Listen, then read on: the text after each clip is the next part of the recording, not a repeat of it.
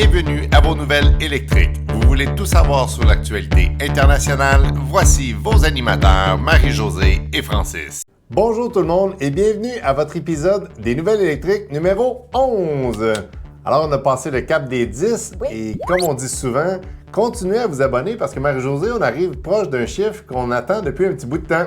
Oui, on approche d'avoir bientôt 1000 abonnés sur la chaîne YouTube. Donc, si vous désirez être le fameux millième abonné, il n'y a rien à gagner, absolument rien, mais n'hésitez pas à faire le petit pouce bleu pour que ça nous donne un petit abonné de plus.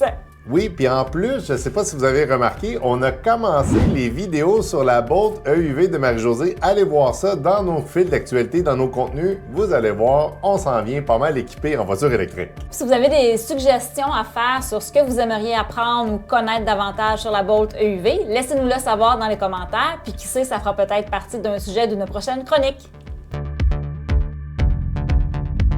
Première nouvelle, on ne parle pas d'une voiture électrique, une voiture hybride ou quoi que ce soit, on parle d'une application et c'est une application qu'on adore et qu'on utilise régulièrement, c'est l'application Waze qui annonce 3 grandes nouvelles, dont une qui va être très importante pour les gens qui conduisent une voiture électrique.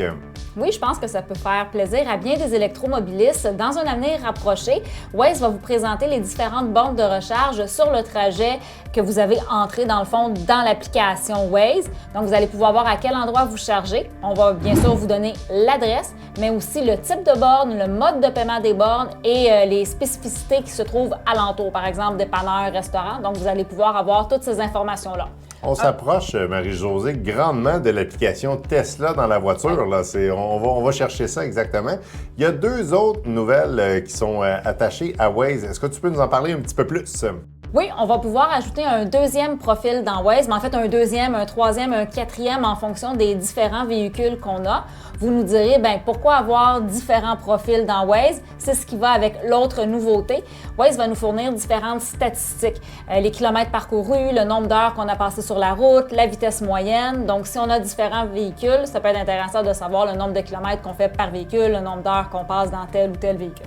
Et pour ceux qui ne connaissent pas l'application Waze, c'est une application qui est le fun parce qu'en même temps de vous donner du trajet, vous donner des itinéraires parce que il y a trop de trafic, quoi que ce soit, il y a aussi un système de pointage et on a atteint dernièrement, Marie-Josée, le plus haut système de pointage qu'on pouvait avoir dans Waze. C'est soit qu'on roule trop ou tout simplement parce qu'on aime beaucoup l'application.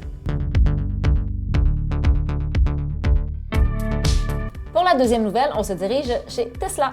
Ouais, on a appris dernièrement qu'en Chine, la Tesla commence à reprendre un petit peu de valeur. En gros, et là, on s'excuse d'avance si on ne le prononce pas comme il faut, mais Tesla a annoncé en Chine une augmentation de 2000 yuan pour sa voiture Model 3. On sait que ça ne représente pas beaucoup d'argent, mais pourquoi Tesla est en train de remonter, Marie-Josée? C'est simplement parce qu'il y avait eu une forte diminution des commandes et là, ça semble se stabiliser chez Tesla. Donc, j'imagine, plus ils ont de commandes, plus les prix vont augmenter. On sait qu'il y a beaucoup de compagnies de location, entre autres, qui ont réservé des voitures Tesla. Alors, est-ce que c'est justement ça, là? Maintenant, les usines fonctionnent à 100%, fait que Tesla est capable de revenir à un prix un petit peu plus haut. Les matériaux aussi ont dû augmenter. En tout cas, c'est une nouvelle qu'on va garder à l'œil parce que pour l'instant, ça n'a aucun impact au Canada, aux États-Unis, mais on le sait, quand ça bouge en Chine ou à l'extérieur, ça a souvent des impacts chez nous. On reste à l'affût à voir si le prix des Tesla va augmenter ici aussi. Marie-Josée, mon rêve va peut-être finalement se réaliser. J'ai maintenant peut-être les moyens de m'acheter un supercar pour notre troisième nouvelle qui est insolite. Oui, en Chine, on vous propose différents modèles de supercars qui sont en fait des répliques de voitures très sportives qui existent présentement sur le marché. En plus d'être une réplique de ces modèles sport-là, les répliques sont toutes électriques à 100%. Mais ils ont quand même des contraintes. La première contrainte, c'est des voitures qui vont avoir un maximum de 50 km/h, mais à 7 000 € pour avoir une réplique. Et là, je vous le dis tout de suite, là, c'est des répliques qui ressemblent, mais de très loin. Là. Si vous êtes des passionnés comme moi de voitures exotiques, vous voyez tout de suite que c'est pas la réelle voiture qui est devant vous. Mais par contre, ça peut être très, très drôle pour quelqu'un qui a beaucoup d'argent et qui a envie d'en avoir une à la maison. Oui, parce que 7 000 €, quand même, pour une voiture qui roule 50 km/h, moi, je trouve ça quand même un petit peu dispendieux, là, surtout là, si on transfère en monnaie canadienne. Oui, mais c'est pour ça qu'on l'a mis dans nos nouvelles insolites. Ouais. Là. On le sait qu'on n'en verra sûrement pas sur les routes, mais des fois, la Chine peut nous surprendre et améliorer ses modèles, mais c'est clairement des répliques, donc c'est sûr que ça ne pourra pas se vendre à grande échelle. Il y aurait probablement des gros problèmes avec certains commerçants. Probablement. On se dirige présentement chez Porsche pour un prototype nommé le K1. Avec le K1, Porsche nous propose un VUS à 3 rangées de sièges, donc 6 ou 7 passagers, qui fera environ 5 mètres de longueur. On dit que ce véhicule-là est destiné en Chine et principalement au marché nord-américain. Oui, puis en plus, on parle de 2026 et on a précisé, en souligné dans ce qu'on a eu, la revue de presse qu'on a reçue, que ça ne sera pas une extension du fameux Porsche Cayenne, mais c'est un véhicule qui va être très long. On parle de 5 mètres de long. Je comprends, pour loger 7 personnes, ça prend quand même beaucoup d'espace. On a peu d'informations autres qu'on devrait mettre une batterie de 100 kW à l'intérieur de ce véhicule-là. On n'a pas, mais pas du tout d'informations, mais à 100 kW avec le poids, on peut envisager entre 400 et 500 km comme la majorité des véhicules électriques actuellement. Ce sera fort probable, puis on n'a aucune information non plus pour le prix, mais on peut s'attendre à des prix typiques Porsche. On va vous revenir avec cette nouvelle-là parce que le K1 ne sera pas le nom final de ce modèle-là et on a bien hâte de savoir ça va finir avec quel nom. On s'en va faire un tour en Allemagne, du côté de Ballingen. Oui, peut-être que notre allemand n'est pas super bon parce que c'est pas très loin en plus de Stuttgart. Vous pourrez nous corriger, là, ça nous fera vraiment pas mal, mais pas du tout. On va vous mettre la carte de l'Allemagne ici pour mieux situer les villes, là, parce qu'on a l'air de s'y connaître, mais on... Pas du tout. C'est où. Pas du tout. Par contre, c'est un lien, on vous avait déjà parlé d'une station de recharge de BMW, mais là, ça, c'est vraiment un niveau beaucoup plus supérieur parce que dans cette ville-là, ce qu'on a fait, c'est qu'on a créé une nouvelle route qui a une bande en dessous, dans le fond, pour recharger la voiture. Et ce qu'on nous explique, c'est qu'il y a une genre de bobine, un peu de régénération pour l'électrification du véhicule. Et ça pourrait être bon pour les Bolt, les Tesla, ça pourrait être même bon pour les autobus. Alors, c'est sûr qu'on a beaucoup de questionnements ici au Québec, comment ça fonctionnerait l'hiver, mais c'est un très beau projet selon nous. C'est comme une route à induction, dans le fond. Tu faisais référence à la petite plaque à induction Ouais. qu'on pouvait mettre dans les garages. Exactement. BMW, on vous avait montré ça il y a quelques nouvelles. On pouvait la déplacer, on peut la mettre fixe ou quoi que ce soit, mais là, c'est directement intégré dans la route. Alors, les voitures qui ont justement moins d'autonomie pourraient en bénéficier. C'est sûr que c'est en mode encore prototype, mais c'est en place. Donc, c'est pas une nouvelle insolite, c'est vraiment en essai actuellement et ça semble bien fonctionner. C'est pas fou comme idée, vraiment pas. C'est vraiment très bon.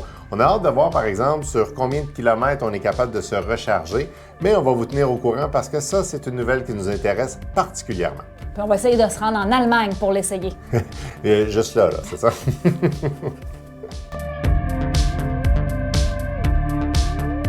Étant donné que nos cours d'allemand ne sont pas encore 100% complétés, une nouvelle chez Volkswagen. Et là, je sais de quoi je parle, je sais c'est où, parce que je suis allée visiter le musée qui est juste à côté de l'usine Volkswagen, où on peut voir, dans le fond, toutes les Volkswagen qui ont été créées, ou presque, depuis l'ouverture de l'usine. Donc, Volkswagen nous propose aujourd'hui un nouveau Tiguan 100% électrique. Et on parle de 2026. On sait que Tiguan est un véhicule qui est quand même assez important chez Volkswagen. Pour vous donner une idée un petit peu de grosseur, on parle à peu près d'une grosseur équivalente, soit un RAV4, un ID4, justement. Fait qu'on va se tenir dans ces grosseurs-là. Mais il va ressembler, dans le fond, au Tiguan actuel côté format. Oui, 100%. Même, je vous dirais que la structure, ce qu'on nous a dit, ce qu'on voit un petit peu, là, ça semble être très similaire. On sait qu'on va sûrement jouer avec les lumières en avant, en arrière. Là, Volkswagen et surtout plusieurs fabricants sont forts là-dessus. 2026, des batteries similaires au ID4, ça veut dire qu'on parle aussi à peu près de 450 km d'autonomie. Espace là, équivalent là, à un petit VUS ou SUV. Là, fait que, on va garder un œil là-dessus. C'est un beau petit véhicule. Oui, le Tiguan est très beau. C'est un beau petit look. Et puis Volkswagen, bien, justement, on le sait, hein, ils s'en vont vraiment vers l'électrification de leurs véhicules. Là, on en parle souvent dans nos nouvelles. C'est pas pour rien. Alors, nouvelle importante au niveau des batteries. Les fameuses batteries au lithium vont peut-être changer de nom et changer de processus de fabrication en 2023. Oui, on parle maintenant plutôt d'utiliser du sodium pour la fabrication de ces batteries-là. On dit qu'avec une batterie faite à partir de sodium, il y a certains avantages, mais il y a aussi certains inconvénients, bien sûr. Mais jusqu'à présent, je pense qu'on n'est pas encore capable de trouver la perfection pour la conception des batteries pour les véhicules électriques. Non, mais on sait que les batteries au lithium demandent beaucoup d'eau pour la création de ces batteries-là. Et ce qu'on lit actuellement, c'est que la batterie au sodium demande vraiment, mais vraiment moins d'eau pour la création de tout ça. Donc, ça serait possiblement plus écologique. Ça va être à voir parce qu'actuellement, il n'y en a pas sur le marché. Les avantages, par exemple, c'est qu'on nous dit que ça pourrait être des batteries qui seraient un petit peu moins pesantes et on entend même que ça serait une des premières batteries officielles à 1000 km d'autonomie. Ça reste à voir parce que là, ça, c'est toujours dans les meilleures conditions. On parle probablement dans les conditions de 15-16 degrés. Mais ça serait vraiment intéressant à voir. Puis aussitôt qu'il y a de la nouvelle technologie dans les batteries, je pense que ça peut juste être bon pour nous puis pour l'environnement. Oui, on dit aussi que ça va être des batteries qui vont se recharger très rapidement sans nécessairement avoir besoin que la batterie soit préchauffée au préalable. Mais c'est très bon. Oui, vraiment, ça peut être intéressant à essayer. J'ai hâte de voir la suite. Maintenant, peux-tu nous dire qu'est-ce qui va arriver de beau chez Nissan d'ici 2025? Oui, une très grosse annonce. 3 véhicules très importants chez Nissan qui vont passer à l'électrification. On parle du Qashqai, le Juke et le X-Trail. Donc, leur gamme de VUS, petits VUS SUV. C'est vraiment intéressant parce que c'est quand même, entre autres, je vais parler surtout du Qashqai qui a été vendu quand même à 100 000 exemplaires en mode thermique. Alors, je crois que Nissan veut lancer la marque du véhicule électrique avec ce petit véhicule-là. On sait que Nissan Leaf aussi a vraiment été fort là, dans le marché, avait des petits problèmes au niveau de la régénération, pas de la régénération, mais du refroidissement de la batterie sur du long terme. Et ce qu'on a lu, c'est que le problème devrait être réglé en 2025, ce qui est une bonne nouvelle et ça, c'est à suivre. Nissan travaille aussi présentement sur une nouvelle technologie de batterie qu'il désire proposer là, dans les futurs modèles de véhicules électriques. Ça serait-tu la prochaine batterie sodium? Peut-être. À voir. On retourne chez Volkswagen en Allemagne pour la Golf 9. On vous parle aujourd'hui de la Golf qui verra le jour prochainement sous un modèle entièrement électrique.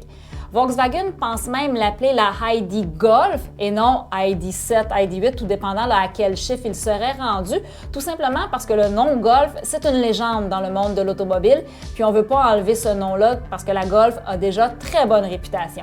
Oui, puis de toute façon, ils ont déjà utilisé le ID Buzz pour le petit camion, si on veut, qui a remplacé le fameux Westphalia.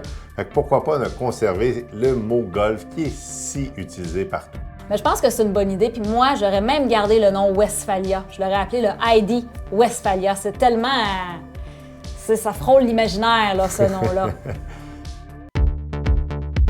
Maintenant, on va vous parler d'un modèle encore bien secret qui est un prototype depuis déjà presque une dizaine d'années. Oui, c'est le SUV de Cupra.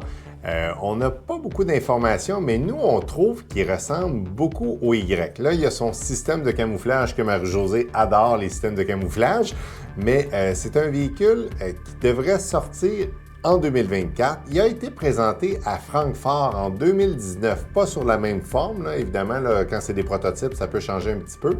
Un véhicule qu'on nous dit qu'il devrait être 5 passagers, VUS, 4 roues motrices avec 400-500 km d'autonomie. On a hâte de voir ça parce qu'on n'a vraiment pas beaucoup d'informations. Puis c'est un véhicule qui, pour nous, c'était la première fois qu'on entendait parler. Fait que dans ce temps-là, on aime ça vous en parler pour que vous puissiez aussi faire vos propres recherches. Pour la dernière nouvelle d'aujourd'hui, on s'en va chez BMW. BMW nous propose en effet le iX2, qui est un modèle encore entièrement camouflé, là, vous allez le voir sur les photos, qui va venir compétitionner le Audi Q4 e-tron.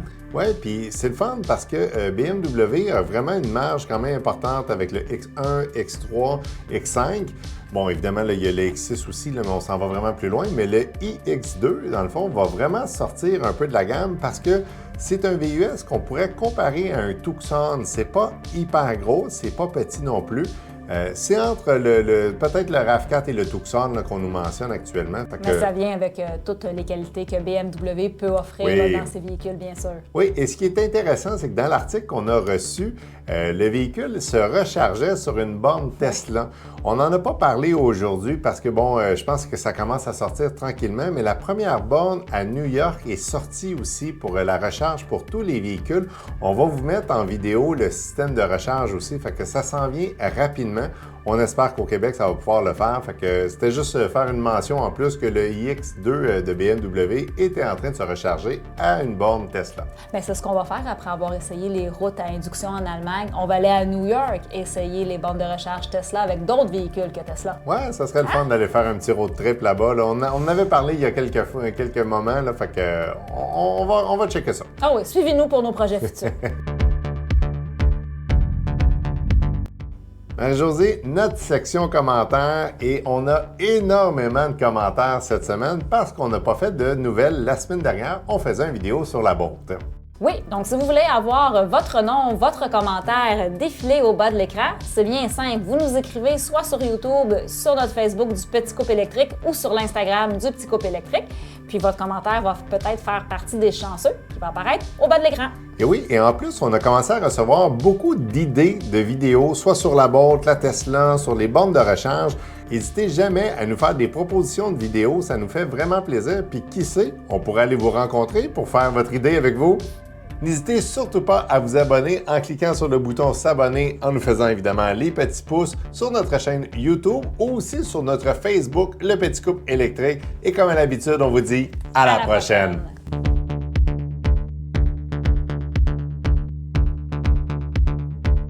On s'en va faire un tour en Allemagne, à Ballingen. Ballingen. Non. On a tellement Non. pas bon. Non, On prend il- ça. Et c'est pas bon du sel, par exemple. Mon docteur, Ça va augmenter la pression. ça c'est pas bon, ça. BMW nous propose son modèle iX2 qui va venir directement compétitionner chez Audi le Q4. La e-tron Q4. Q4i. OK. On reprend ça. Audi Q. Et notre prochaine capsule sur la Bolt vient directement d'un idée.